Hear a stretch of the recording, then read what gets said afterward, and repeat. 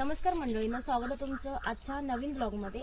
तर आजच्या ब्लॉगचा विषय आहे सो आता मी आले माझ्या आंब्याच्या बागेमध्ये आणि आंब्याच्या बागेमध्ये जेव्हा फुलारा येतो जसा असा तेव्हा काही कीटकांचा प्रादुर्भाव हा खूप होतो। त्याच्यामध्ये प्रामुख्याने आंब्यामध्ये लीफ ऑफर म्हणजेच तुडतुडा आणि थ्रिप्स याचा प्रादुर्भाव फुलोराच्या सीझनला होत असतो।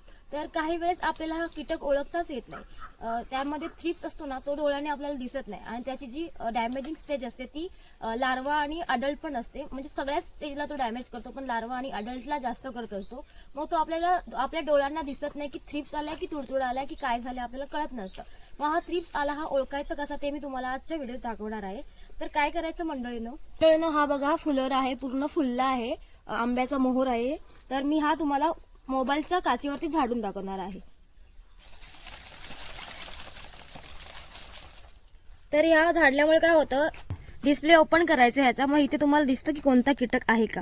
तर आता आम्ही फवारणी केल्यामुळे इथे थ्रिप्सचा अटॅक नव्हता, सगळा क्लिअर झालाय। पण इथे बघा तुडतुडा आलाय, बघा हा बघा उडाला।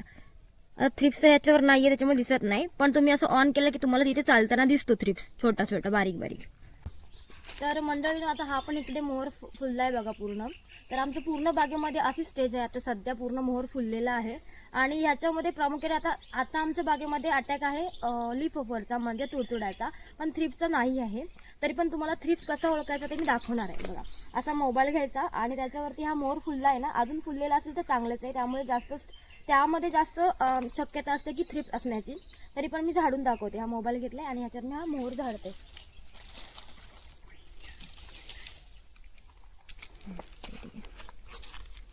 आता मी याचा डिस्प्ले ऑन करते, तर इथे काहीच नाहीये, म्हणजे आमच्या बागेमध्ये सध्या तरी थ्रिप्सचा प्रादुर्भाव नाही आहे आणि कोणत्याच कीटकाचा पण नाही आहे। इकडे बघा, कारण आम्ही आमचं शेड्यूल बरोबर असतं फवारणीचं, टाइम टू टाइम शेड्यूल असतं आमचं फवारणीचं, त्याच्यामुळे कीटक काही जास्त येत नाहीत आणि जास्तीत जास्त आला तर लीफ ऑफर येतो म्हणजे तुडतुडा, तर त्याचं पण मॅनेजमेंट आम्ही करतो।